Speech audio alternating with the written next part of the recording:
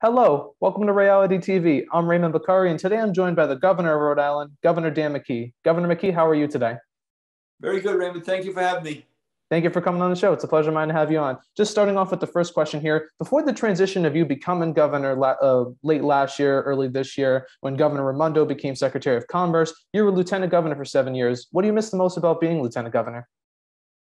Well, I thought that the interaction that we had as Lieutenant Governor with all 39 cities and towns was really, really important. I'm carrying that forward now as governor. We made sure we had a flag from every community in the state. Now is in our rotunda. That's kind of a new addition, just to remind us about the importance of the cities and towns.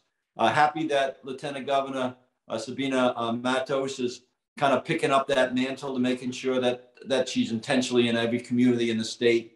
So I think that's the one thing where, because it's quite an intense schedule right now as governor, Raymond. That doesn't give me quite as much flexibility to really focus and be out in all 39 cities and towns intentionally, although we're making the effort to do that. But it's good to have a partner like Lieutenant Governor Sabina Matos. You'll have to interview her. I think she'd be a great interview for you.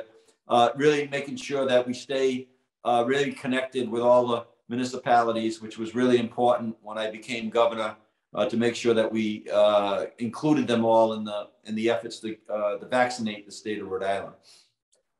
And you've been governor for about 10 months now. What's been one thing that surprised you most about the job so far?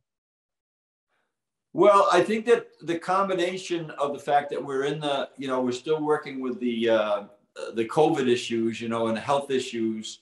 So it's intense. Not that I would have been surprised in that, but it's jam-packed, and the schedule is very much filled up on a day-to-day basis, which I embrace. But I think the intensity is not a surprise, but I think that it's one that you had to kind of work your way through the intensity and make sure you manage that intensity so you're always kind of doing the work without becoming exhausted. And I know currently you're not in campaign mode, so I won't ask you a lot of what issues you're going to focus on in the campaign. However, since you are currently the governor and you're serving the rest of then Governor Raimondo's term, you do have a lot of top priorities that Rhode Islanders will most likely hear from you as you go around the state and talk about your agenda when you're fulfilling the rest of this term. What are some of those top priorities as governor right now? So it continues to be the health of the state as being our top priority. With the COVID-19, with the different variants, with the Delta variants, and now the new variant that we're discovering how cautious we need to be. That's the verdict still out there. So that continues to be the main objective is getting people vaccinated, making sure they're informed about what's going on. That's why we're having weekly press conferences with the Department of Health, Dr. Elegant and Scott, having weekly press conferences with our Lieutenant Governor. And this is a great opportunity too, Raymond. Thank you for the opportunity here. I know this is in your blood when we met when you were in high school, when I was a Lieutenant Governor, to do this media outreach now at Rhode Island College. Congratulations there. So yeah, I think it's about making sure right now, when I became governor in March, we had the lowest vaccination rate in the country. We had one of the highest death rates and highest infection rates. And we've been able to now get the state. Now we have 73% of the state of a population that's fully vaccinated. That's a national leader. That's right. I was looking at this morning on the data I saw in the New York Times. That's tied for the top spot with the state of Vermont. So that continues to be reopening the economy. Making sure that we're paying attention there, because that's so important to people's livelihoods, and they need to earn money. Otherwise, there's a lot of pain that goes with, and we've seen a lot of that. So we're working our way through that. Right now we're fortunate. As of yesterday, we've been on Moody's index. We've been between like a second and sixth or seventh in the country, reopening our economy. Right now, number 5. So we want to make sure that we maintain that. And the third piece that I focused on right from the beginning was to get our students, our young people back in school safely, both through the K through 12, but also our higher ed and our higher ed, Rhode Island College included, made a protocol for vaccination. That was a big help. So those three combinations are really important with the health, the economy, our schools. And in addition to that, we really are working on the equity issues that I think that we see this unlevel playing fields. We need to make sure that we address those issues that relative to health, relative to housing, relative to incomes, and also relative to opportunity, right? So we're doing a great deal of work on that as well. And then the upside for Rhode Island, leading the country in vaccination, leading the country in economic recovery. We are a leader in getting our students back in the classroom and in higher ed with the vaccination. We're one of probably the safest school systems all the way through higher education from kindergarten on in the country. So that's good. And then we get the direct connect with our congressional leaders, with President Biden, with a substantial amount of monies. Right now, we're trying to determine how to spend over a multiple year strategy, the $1.1 billion that has come in on the federal funds that we're going to come out with a plan on that. And then also the infrastructure. Raymond, I don't know if you've been reading about it, but infrastructure bill, that was a landmark legislation that I was at the White House when the president signed that bill. That's going to provide great opportunities for us to improve our infrastructure, which means a lot of good jobs and also really upgrading our state. So I think a combination of those things, in summary, I would say it's the health, the vaccinations, the issues that have to do with the economy, the schools, the equity pieces that are really important for us to address, and also the you being really smart about how you use these federal resources in a way that maximizes the opportunity. And the last thing I'll say, and then you ask the next question, but Rhode Island 2030.com. If you haven't gone to that yet, I'd ask all your friends and anybody that's listening to go to ri2030.com. We're in the process now of creating a draft document about what Rhode Island could look like in 2030. And for you, that's going to be a big important thing for you and your classmates to engage in that process. So we're going to have the first edition done on that report sometime in January. But then as years go on or timeframes go on and things change, we'll have a second edition, third edition. So that's a really important report for us to get involved in, and then really embrace this idea of having a long-range plan and be working on that right now in a really aggressive way. Now shifting to the issues, the legalization of marijuana is a big one that the General Assembly will focus on. There was supposed to be a special session this fall. It didn't happen. And to my understanding, because I've heard different answers from the Senate President, the Speaker, that there's got to be one proposal that all three, the State House, Senate, and then you, when you sign the bill, to agree on. Can you just explain a little bit, what would you like to see when it comes to how this is done when legalization of marijuana, like if it happens? Yeah, so I think there's multiple things. There's an agreement on this is the way that policy is developed. I think it's an important lesson for everybody to hear, is that you do have a legislative branch and an executive branch, and we've been fortunate. I met with the Speaker and the Senate President yesterday on multiple issues that are important to our state. So that conversation continues, and on the marijuana, legalizing marijuana, that has been going on during the summer. Whether they reconvene in the fall or not, I believe it's a front burner issue for this next legislative session. And I think that what our input has been, that we really want to make sure that I'm a very strong advocate for small businesses. So we want to make sure that the businesses that are invested already, we make sure that we pay attention, that they're not excluded by larger companies. I think that one of the things that, again, I talked about the equity issue. If this is a new entrepreneurial opportunity, we want to make sure we carve out opportunities for, the underserved, some of the minority business owners, as well as women business owners. in addition to the, to the general population. But I think carving out something there makes sense. I think there's certainly addressing some of the,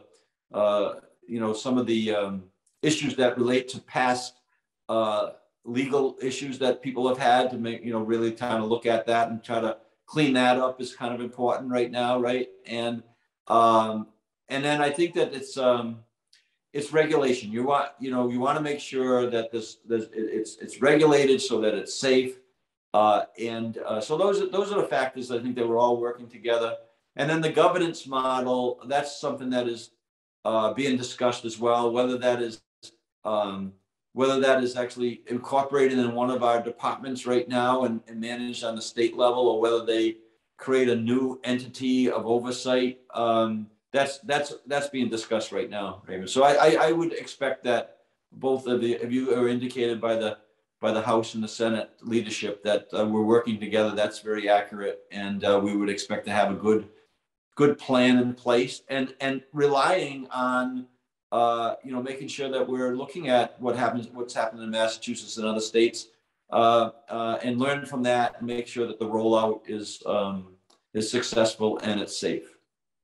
These next couple are a couple shorter questions. Looking at the tolls, the truck tolls, they're here to stay. It seems like when I had the speaker on the show, I asked him about would it ever get extended to cars. He said unlikely. But one thing he did say that I noticed is that the only way it could happen is if the House, Senate, and Governor agree upon it. I've asked him this, Senate President, and now since I have you on, I want to get your take on it. Are you for or against extending the tolls to cars? Well, right now I'm not for that. I think that, but one of the things that we have to realize is that we're fortunate to have the infrastructure dollars to also to complement what the truck tolls are bringing in. We need to have a good infrastructure. That's important to our economy. It's important to the people in the state of Rhode Island. So I think at this moment in time, we're in good shape there. The area that you need to kind of take a look at is the gas tax, and the fact that we're moving into different types of transportation, including electric type vehicles. And so you're going to have a regional addressing on, as you lose more and more gasoline sales, you're losing more and more revenue, and yet those revenues are targeted at specific items, including infrastructure improvements. So I don't see the tolls being on the agenda, but I do see the purpose of those tolls is really paying off in a good way that provides us matching funds for federal dollars that are going to come in. So I would say everything's going to stay the way it is right now, and then we have to take a long-term strategy on how we're going to replace the revenue that we're going to lose on the gas tax. So not necessarily ruling it out for the future, but right now, good shape? Yeah, right now I think that we're in good shape. The purpose of the tolling was to help us with the infrastructure, and then the infrastructure dollars that are coming in federally with the legislation that was passed and signed by the president about a couple of weeks ago is going to put us in, it's going to keep us on track. It's actually going to accelerate our 10-year plan on infrastructure, Raymond. So that's, we got a lot of work to do. We got a lot of good resources, so we can focus on that. We don't have to focus on tolling right now. And speaking of vehicle related, because you had mentioned a gas tax, but since we're talking about vehicles and taxes and tolls, I want to talk about the car tax. In the last year, the phase out, I can't speak for Rhode Island just necessarily, but it seems like the general consensus is they want this tax gone once and for all. So does the Senate President and the Speaker. Last time it was close to coming out, Governor McKee kicked it back in, saying we couldn't afford it. Can you Can you assure that the car tax finally will be gone next year, or whenever the phase out ends? Because I hear 1 to 2 years. Well, I think the phase out will continue, Raymond. You still got a couple more years on that phase out. But I would expect that would continue. That was something that even in the short time frame last year, I had to approve our presentation of budget. We included that phase out. We intended to include it this year as well. And a signature issue that you had as Lieutenant Governor that you focused on was charter schools, and it's also a hot button issue going into 2022. Now that you're governor, a lot of those in your party are pushing back on the expansion of charter schools. I know you and the Lieutenant Governor are more in favor than your counterparts in the party, and I just want to get your take on this. What do you feel could be the reason why there's so much pushback on those expansions?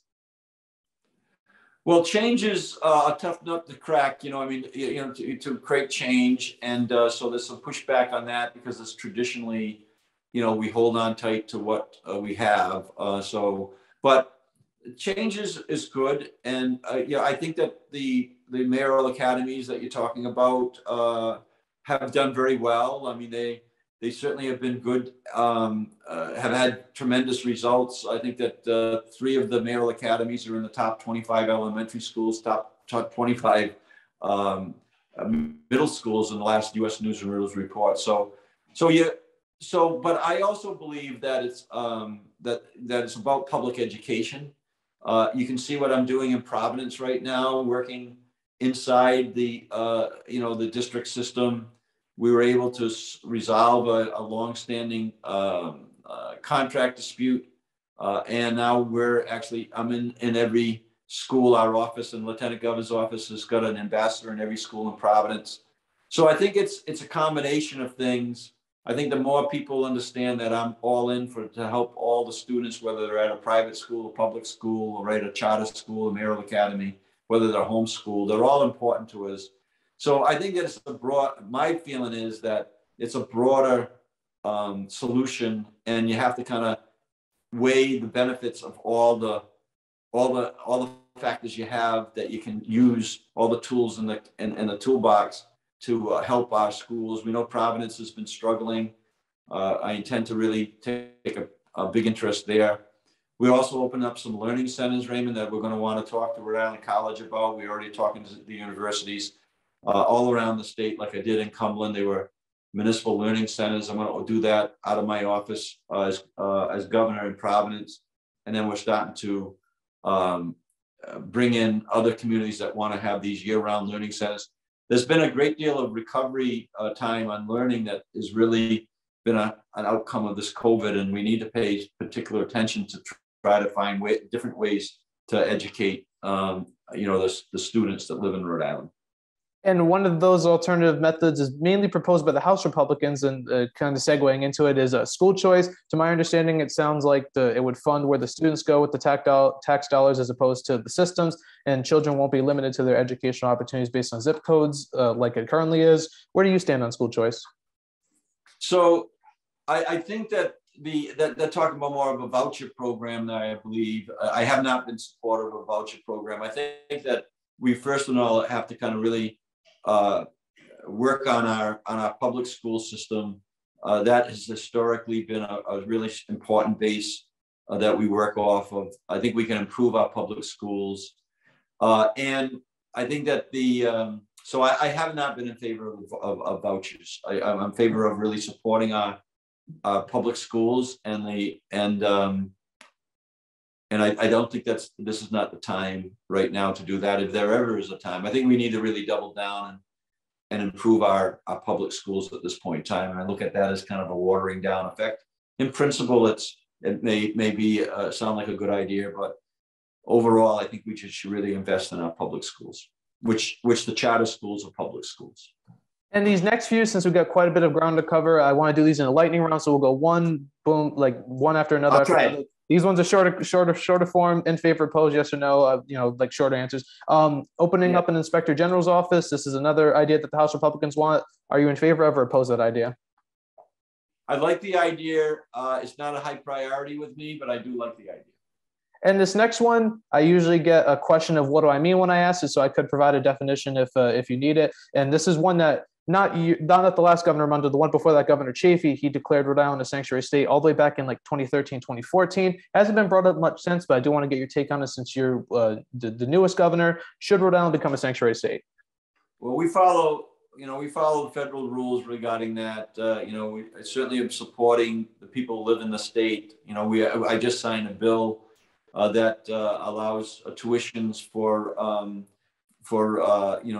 non-residents in the state. And so yeah, I'm not in favor of like broadly saying that we're a sanctuary state. I think we follow the federal rules relative to that, but I do believe we really should be focused on taking care of the people who live in our state currently, whether they are citizens or not.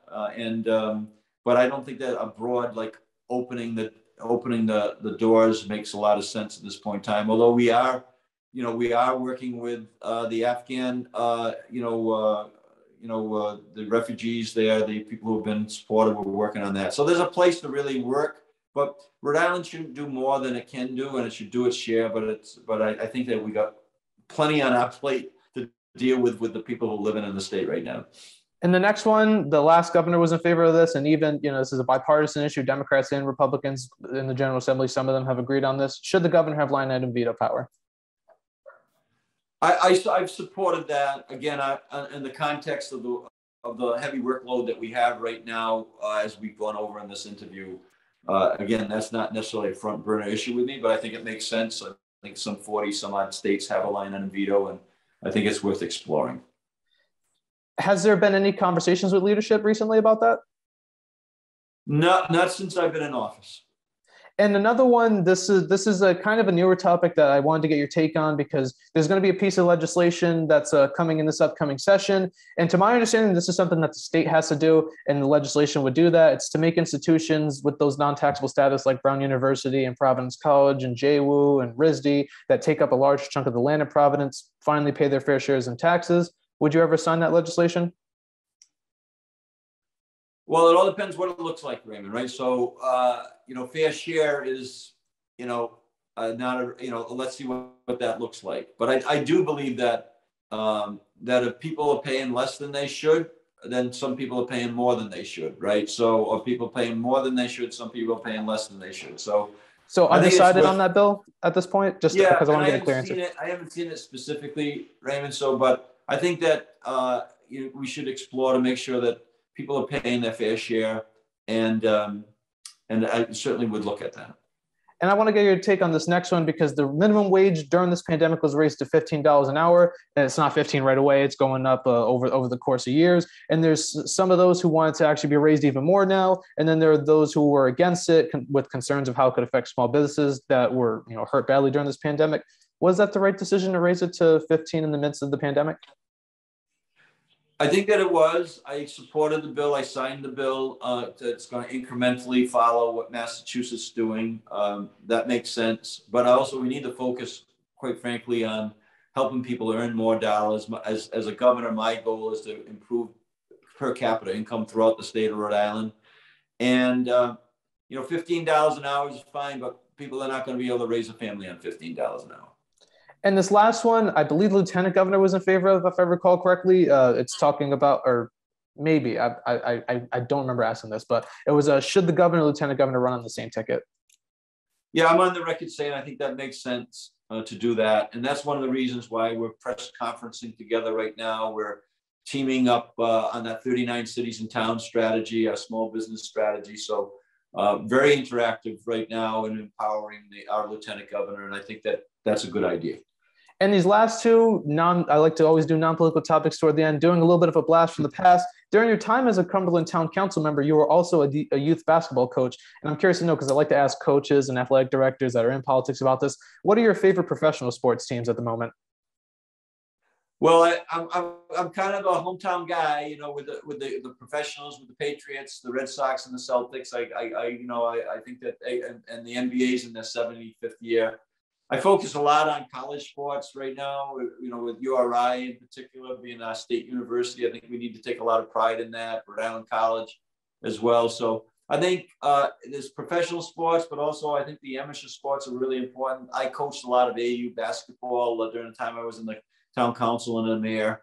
Still in touch with those players today. So yeah, I think sports play a good role in terms of building teams and a good positive activity for young kids to be involved in. And my final question is the one I ask everybody here on the show, and it makes the most sense, especially to ask you as governor. In your opinion, what do you feel Rhode Island is best known for? I think it's a beautiful state. I think you see the signs there, Discover Beautiful Rhode Island. I think that the beauty of our state and the welcoming nature that we have for people to come into our state is really a bonus for us. And I think during COVID, as you just mentioned, people who have visited our state are realizing how beautiful it is. And so I think that we need to, make sure that we're counting our blessings, making sure that we're very positive about the things that we need to be positive about. we have such a beautiful state, from our oceans to our cities, to our food, our restaurants, our universities. It's a beautiful state, Raymond. So yeah, we should be proud of it. And we are known for our cuisine. Just a quick follow-up. Do you have any specific restaurants you like to go to? Well, I do go to a lot of the restaurants in Cumberland. I'm still living in Cumberland, with Angelo's on Minden Road, Davenport's on Minden Road. Those are good restaurants if you're in Cumberland. And I think that we're doing the tree lighting tonight at the State House, and I'll be going to. I think that we got reservations at the Parkside on downtown Providence, which Steve Davenport's the owner there. We need to support our small businesses all around the state. I encourage people to frequent those local restaurants and our local small businesses. Agreed 100% with you, Governor. Thank you so much for coming on the show. It's been a pleasure of mine to have you on. Okay, thank you. And thank you for watching this episode of Ray-ality TV. If you're viewing this on the Anchor TV Rick channel or Ray-ality TV's channel, please click the subscribe buttons down below along with the post notification bell icons. If you're reading the political profile section, you can see this one, future and prior ones on anchorweb.org. I'm Raymond Bakari, and I'll see you on the next episode.